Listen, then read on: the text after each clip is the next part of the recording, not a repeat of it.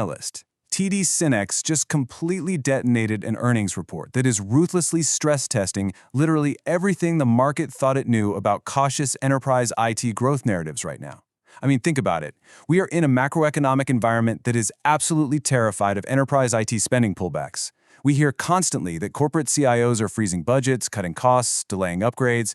But then this report drops, and it is a massive structural outlier. We are talking about a foundational, reinforced concrete EPS beat that forces us to entirely reevaluate the architecture of tech distribution in the AI era. It's a true heavy-hitter moment. Okay, but before we go crowning them the undeniable king of enterprise tech logistics, we really have to look under the hood. Because, honestly, the cash flow statements are flashing some extremely serious warning signs. You can't just build a skyscraper on a cracked foundation. Welcome to Iron Financial, everybody. If you are here to forge a stronger portfolio, to cut through the market weakness, and to demand real, unfiltered answers from complex financial statements, well, you've found the right crew. Make sure you hit that subscribe button right now so you never miss an explainer. Absolutely. Today, we are conducting an exhaustive, line-by-line structural autopsy of TD SYNNEX's fiscal second quarter 2026 earnings report. We are going to take our hard hats, get down in the dirt, and rip this scaffolding completely apart. All right, let's dive straight into this. If you just look at the surface level, we are looking at pure, unadulterated fundamental strength, a 62.2% non-GAAP earnings per share surge. The headlines are absolutely ecstatic this morning. The algorithmic trading bots are buying the news, and the overall bull case is being built on this incredibly solid foundation of profitability growth. Hold on, let me just stop you right there. Let's not get blinded by the flashy headlines, all right? I am immediately going to interrupt this victory lap you're taking because we have a frankly terrifying reality staring us right in the face. Plunging free cash flow. We are looking at negative $332.4 million in free cash flow for the quarter. Let me ask you this. How does a company post a massive 62% surge in earnings while simultaneously burning a massive hole right through their balance sheet? That right there is the central tension of today's explainer. We have to figure out, is this earnings beat actually real, or is this heavy machinery just burning through stockpiles of cash merely to keep the warehouse lights on? Well, that is exactly what we are going to find out today. Here is our structural inspection checklist. First, we'll examine the headline blueprint. Second, we're going to isolate the load-bearing growth drivers. Third, we'll interrogate the margin squeeze paradox. Fourth, we dive into your absolute favorite topic, the cash flow trap. Fifth, we analyze capital allocation and guidance. And finally, we will deliver our iron verdict. Let's get to work. Section 1. The headline blueprint. Let's look at the top-level schematics. Transitioning into the first phase of our inspection, we absolutely have to analyze the foundational revenue and earnings numbers from this FQ2 2026 report. Like I said, these are the top-level schematics that the entire market is trading on at this very moment. And honestly, the top line is staggering. $19.57 billion in quarterly revenue. That is a 31.0% GAAP revenue explosion compared to the $14.95 billion they posted back in Q2 of 2025. Just let that sink in for a second. In the gritty world of commercial distribution and enterprise technology, adding nearly $5 billion in incremental quarterly revenue year over year, that requires an incredibly resilient industrial-grade operational architecture. We aren't just talking about software licenses being emailed out with zero marginal cost. No, we are talking about physical servers. We are talking about massive data center racks, heavy metal moving through incredibly complex global supply chains, requiring vast warehouse space, massive freight logistics, and intense capital allocation. This number proves that despite all the macro headwinds, the sheer physical volume of technology moving through TD SYNNEX's pipelines is expanding at a fiercely aggressive rate. It's a massive number, I'll give you that. You can't fake nearly $20 billion in top-line revenue. But moving volume isn't the same as moving profitable volume. Anyone can move $19.5 billion of physical product if they just discounted it enough to get it off the loading dock. I want to see if this blueprint actually matches the financial reality on the ground, or if it's just a glossy rendering designed to keep the shareholders complacent. What does the actual bottom line look like? Oh, the bottom line is arguably even stronger. Here is your answer, and it is a reinforced concrete pillar of profitability. $4.85 in non-GAAP diluted EPS, that is a 62.2% surge from the $2.99 they reported a year ago. And you know what else? It utterly destroyed the consensus estimates, which were sitting way down at $4.14. Wall Street analysts thought this structure would yield 4.14. They weren't even in the same zip code. They built their little models in cautious, conservative spreadsheets, completely missing the industrial reality of TD SYNNEX's operational leverage. You asked if they are just moving discounted volume? Absolutely not. The EPS growth completely outpaced the revenue gains. Think about the math. Earnings are up 62% on revenue that is only up 31%. That tells me this underlying business is incredibly, ruthlessly efficient at converting top-line expansion into bottom-line shareholder value. Section 2. Load-bearing growth drivers. Let's see what's actually holding up the roof. All right, the headline numbers are undeniably strong. I can't sit here and logically deny a 62% EPS beat. But let's shift our focus to the structural, load-bearing pillars of this business. As we mentioned, the broader enterprise IT market hasn't exactly been on fire lately. So where is this $19.57 billion actually coming from? Are specific high-flying, low-margin segments masking broader traditional weaknesses in their core distribution architecture? Let's break down these segments. Well, if you look at the raw tonnage, the heavy lifting is still very much being done by their traditional distribution segment, which hauled in a massive $23.42 billion in non-GAAP gross billings. That is your solid, steady bedrock right there. But the explosive momentum, the secular tailwind that is completely re-rating this stock in real time is Hive Solutions. Hive billings skyrocketed an unbelievable 117% year-over-year to $5.46 billion. For context, Hive is their custom cloud and AI infrastructure business. What you are seeing here is the secular AI demand translating directly into hard industrial scale revenue. Yes, Hive is exploding, no argument there. But let's not ignore the structural weight of that traditional distribution business. $23.42 billion in gross billings is the 800-pound gorilla in the room. If traditional IT hardware distribution slows down even a little bit, Hive's 117% growth won't be enough to hold up the entire building. The distribution segment is the core foundation, and the margin differences between moving standard Office PCs versus building custom hyperscale servers are vastly different. If the traditional hardware segment weakens, the entire load-bearing capacity of this company is seriously compromised. But the foundation is holding, and we can see it clearly through distinct product-level dynamics. We have steady 13% growth in endpoint solutions. That's your standard PCs, mobile devices, peripherals, hitting $9.9 billion. That completely proves the PC refresh cycle is stabilizing and carrying its own weight in the structure. Meanwhile, advanced solutions, which includes your heavier enterprise tech like servers, storage, networking, and software, saw a massive 31% surge. That is underpinning a $13.5 billion gross billings print. Both pillars are holding strong. Look, I see the 31% surge in advanced solutions, but my job is to look for cracks in the armor. Endpoint solutions growing at 13% is fine, but it's historically a lower margin, high volume game. The real structural question is this. As advanced solutions and Hive become much larger percentages of the overall structural load, what is happening to the margin profile? Are they sacrificing their pricing power just to win these massive high-profile AI server contracts? Which brings us to Section 3, the margin squeeze paradox. This transitions us perfectly into the next phase of the inspection. We are going to hunt for those cracks in the architecture by focusing intensely on the structural tension between operating margins and gross margins. This is what we call the margin squeeze paradox. And here is the exact paradox I was warning you about. Yes, you bulls are going to enthusiastically point out that GAAP operating margins expanded by 45 basis points to 2.65%. That looks phenomenal on a headline. It suggests great operational efficiency. But you have to drill down into the gross margins. Gross margin actually compressed by 16 basis points year over year, falling down to 6.84%. To me, this is a clear structural deterioration. Volume growth is completely masking a loss of pricing power. Yes, they are moving more metal, but they are making less money on each individual box before the operational costs are even factored in.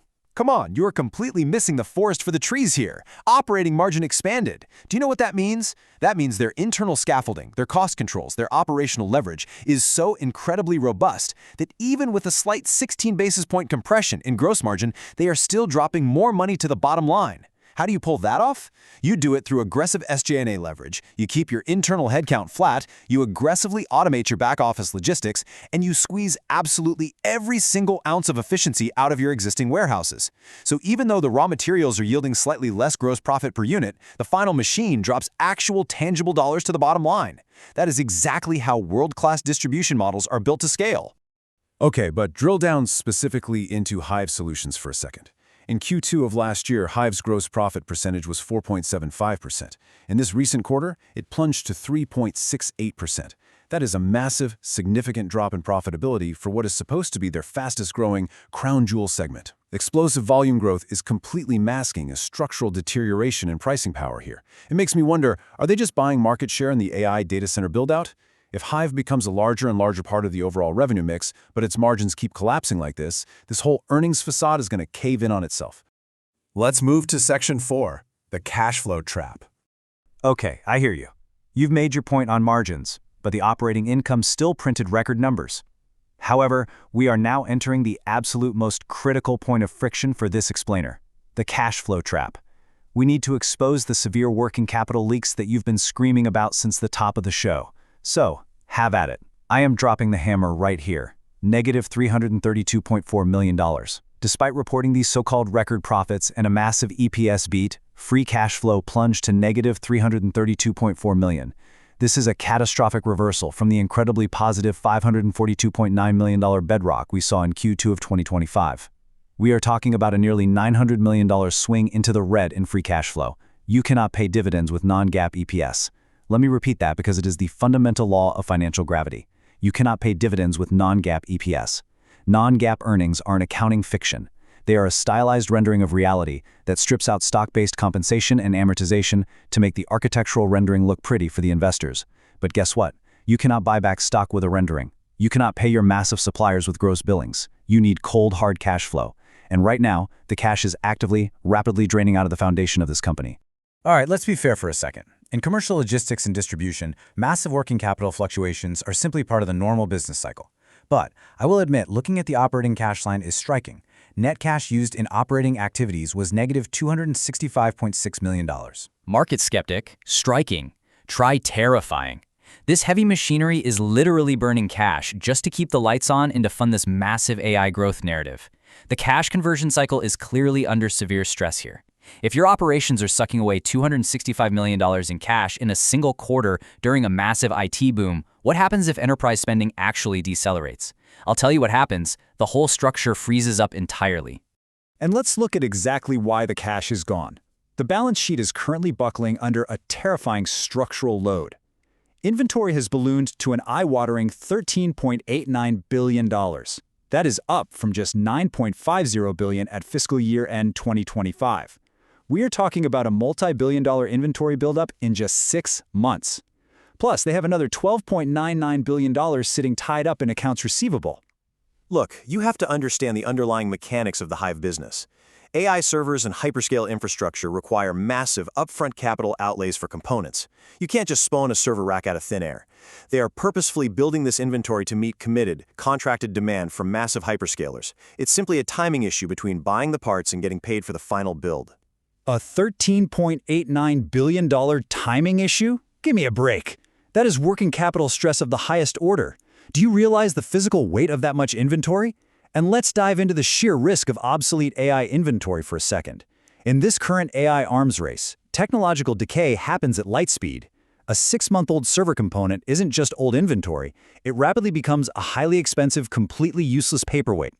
If even a fraction of that inventory becomes obsolete, or if a major hyperscaler decides to delay a project by even 1 quarter, that massive inventory pile becomes a deadweight anchor pulling down the entire balance sheet. This right here is the hidden structural cost of the enterprise AI growth narrative that nobody wants to talk about. Section 5, Capital Allocation and Guidance. Let's look at the forward plan. Let's attempt to stabilize the narrative here for a second. Management is acutely aware of the working capital dynamics we just discussed, but let's look at their blueprint for the future and their current commitment to shareholder returns. Actions speak far louder than temporary timing mismatches on the cash flow statement, and their actions are heavily pro-shareholder. They literally returned $151 million to stockholders in this quarter alone. That breaks down to $112 million in stock buybacks and $39 million in dividends. Furthermore, they just declared a 48-cent quarterly dividend, which is a 9% increase year over year. Think about the psychology here. Management would absolutely not be aggressively repurchasing their own shares and hiking the dividend by 9% if they genuinely believed the working capital stress was some sort of terminal structural flaw. They are doing this because they inherently believe they are building on solid bedrock. Okay, but let's look at the Q3 2026 guidance before we just blindly trust management's confidence. They are guiding for a revenue outlook of $18.2 to $19.0 billion and a non-GAAP EPS of 4.25 to 4.75. Which, by the way, is well above previous consensus estimates. Yes, it beats consensus, but look closer. It is sequentially lower than what they just printed.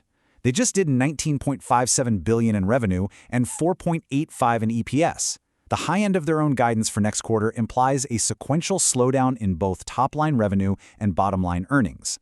Are they quietly bracing for a structural slowdown while projecting confidence through a shiny new dividend hike? Because if growth is truly decelerating sequentially, that $13.89 billion inventory pile we just talked about becomes incredibly, incredibly dangerous.